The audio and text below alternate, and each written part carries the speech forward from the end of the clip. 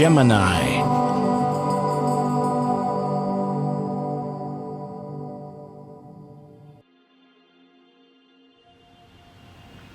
Hello Gemini, this is your December forecast for 2013 and we're wrapping up the year here. And how are you going to wrap it up this month? Well, it's focused on your relationship area, and so it should be a joyful month for you. The sun is moving through the sign of of Sagittarius in your 7th house for committed partnerships and relationships. So it's this time of year you get to feel a little bit how the Sagittarians feel, because as the sun progresses through each sign every month, we get to feel a little bit how those signs act, right? Because we take on the shape and flavor and the color of the sign where the sun is moving through, regardless of what sun sign we are at birth. So right now, what is that focus going to be? It's going to be keeping your eye on the far horizon. That's what the Sagittarius do. Okay, it's not just thinking here and now, but it's taking that long shot of where you're heading. So some of you may be looking to your partner with a different perspective here this month, and maybe shooting that up ahead. The new moon also is in this area, so that's going to be on December 2nd. So this would be the area that you would like to put down your intentions of how it is you want your love life to look like, not just for this coming month of December, but where you want it to go now in 2014.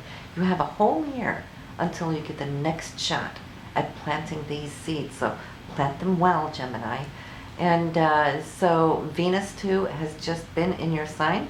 So I feel that some of November, especially it was closer there in end of October, but as it passed through this 7th house of yours, you had a good drive, you had a good feeling. You were connecting more romantically with your partner. Now Venus has moved into Capricorn, and especially if you're listening to this on the November end of the scope, well, it's still pretty early in the sign there.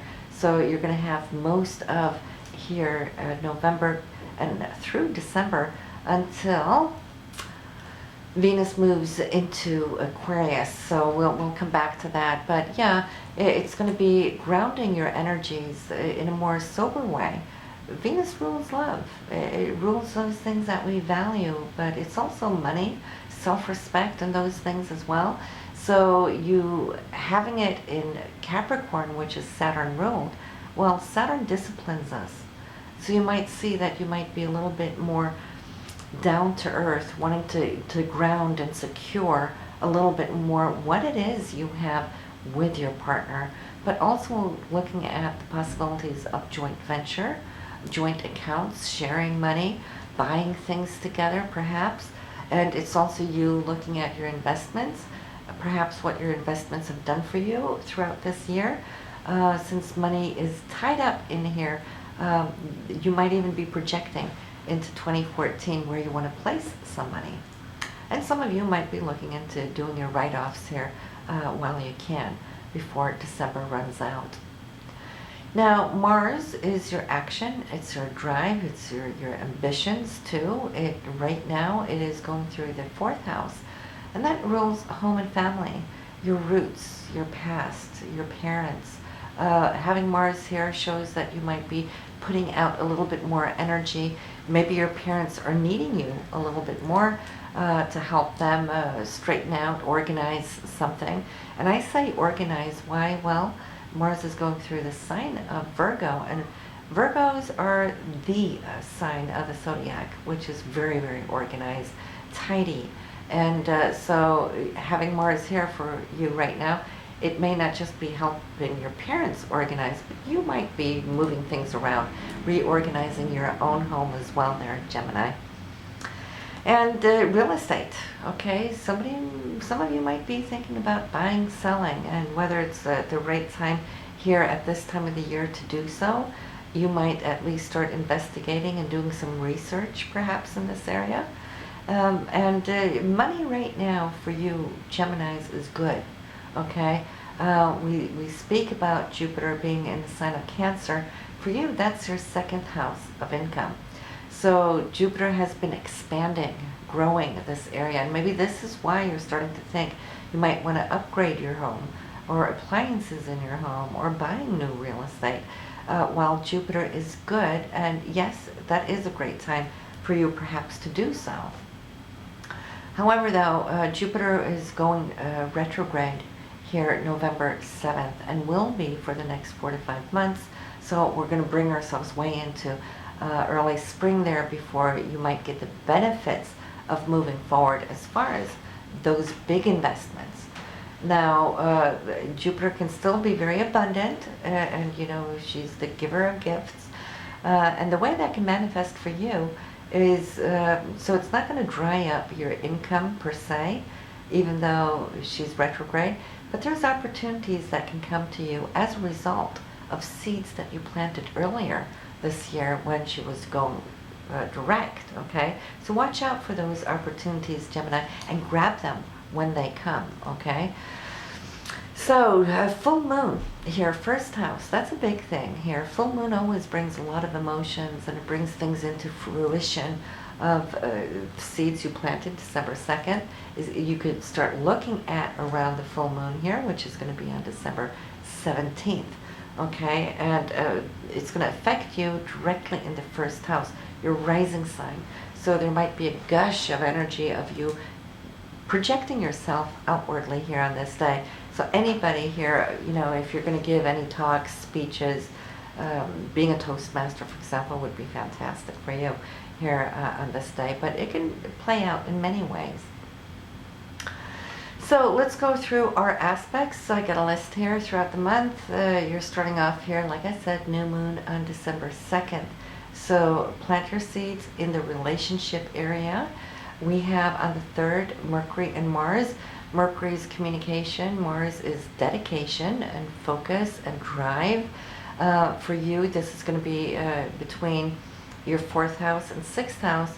So that might just be you organizing, running around like a crazy person, getting things done because those two are working together really well on the 3rd. On the 4th, Mercury's moving out of where she is in the 6th house of daily routines. This is where it's been retrograding. So Mercury's been lingering here for a long time. And you might just feel now that it's good to release that, okay? Now, Mercury's going to move into the 7th house of your committed partners and your significant other, too. So you might see how you're going to be communicating, taking more time off, dedicating towards your spouse or your lover, and we'll be enjoying it because there's a lot of humor when Mercury is in Sagittarius. They always have that wittiness, and you're so witty being a Gemini, are you kidding me? So that will be like a double whammy for you. So, but Venus, yes, here we mentioned in Capricorn is going to be serious. So you might have these serious conversations as Mercury's moving through this area of partnerships. And you'll see how that might just bring some surprises here around the 10th. Mercury is going to trine Uranus. So there might be an unexpected surprise. Maybe you guys are going to go out and do something together that you will enjoy. And perhaps in the area with groups and friends, or you might go out to a concert, which is also, you know, masses of people there. On the 12th, Jupiter and Saturn, this is your income house, and it's also how you want to strategize your everyday life. They're working together, even though now Jupiter is retrograde, it's still going to bind really well with Saturn. Saturn wants to discipline the area of where it visits. So this disciplinarian energy, now that you've been working for so long, this entire year, in fact, in this area, Gemini, is going to get this boost. So good for you on the 12th. Uranus, the planet of change that we need when we kind of nudge ourselves from one state or stage to another, is now on the 17th in your 11th house. You're going to see how that energy is going to pick up for you. So you might feel that these groups and organizations around you might start coming back to you, you know, and helping you, supporting you ahead. And we need that from Uranus.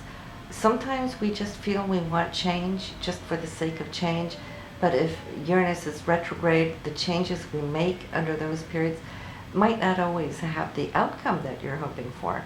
But now you can start at least relying on it moving. And this square between Uranus and Pluto, we've talked about it.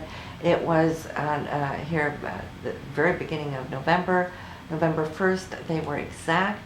So there might have been some pressure, and this has gone throughout all of November.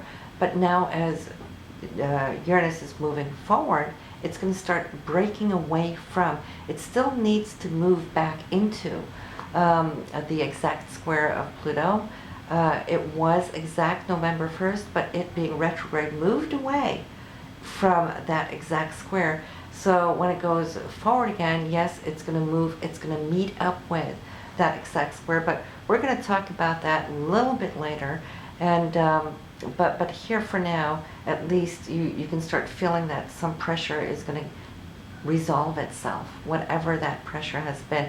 For you, it might be royalties and commissions and things been stuck in the pipelines for you.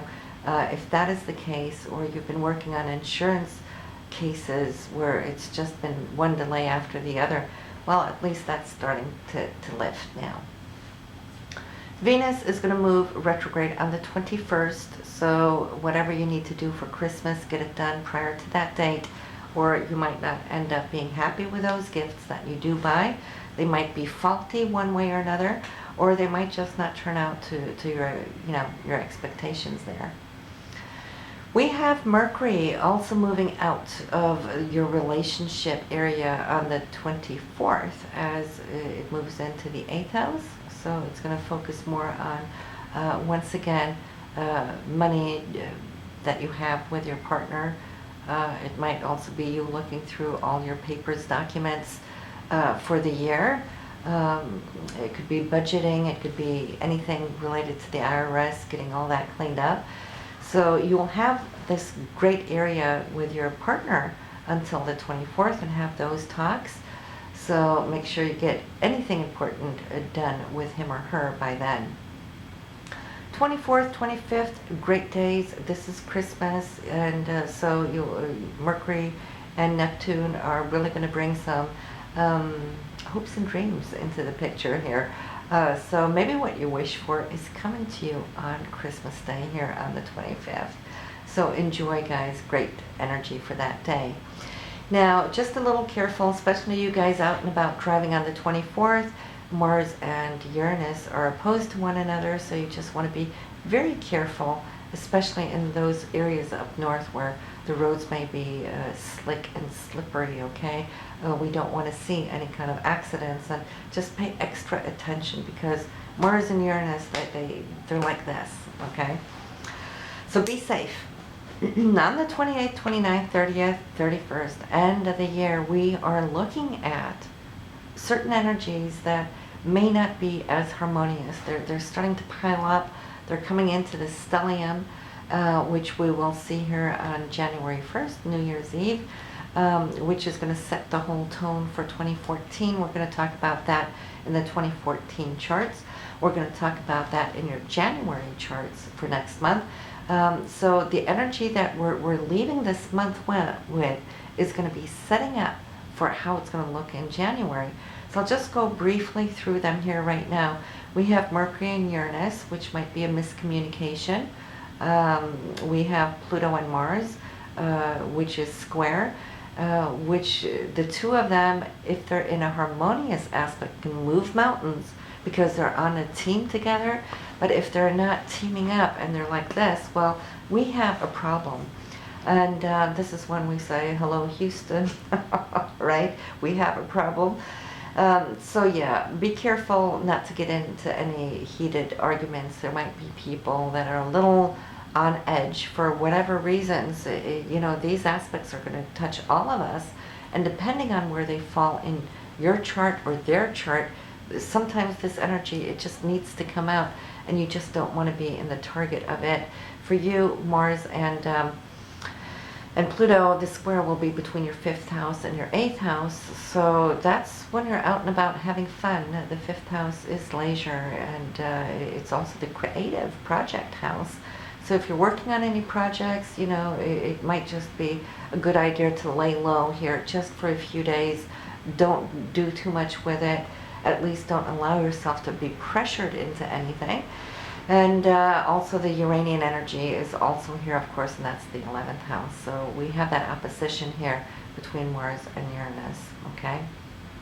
Also, it's the 5th house, children, groups and friends, so there might be something there too. Maybe your children are wanting to go do this and you need them to be over here and do that. That could also be a source a little bit here to work with. But hey, listen, this is just running through these daily aspects here. On the website, we got the daily astroscopes and the taroscopes. We get to go a little deeper into it as the recordings run between 5 to 8 minutes. So I invite you to go and listen to them. There are freebies there, so you can download, listen to them, and get a feel of how that may work for you. Okay, because as we run through so many aspects throughout a whole month, I can only dedicate like a few small little seconds here on each of these as we do the videos. So go enjoy there. And as we end here, like always, I say listen to your moon sign, listen to your rising sign, because the very energies that we just went through and spoke about, well, on your moon sign, rising sign chart, these energies are going to cover other areas of life where they may come to express themselves. This is why you get so much more out of it when you do listen to your moon and rising sign. So bye for now, Gemini. As always, it's such a pleasure to talk to you every month. Bye now.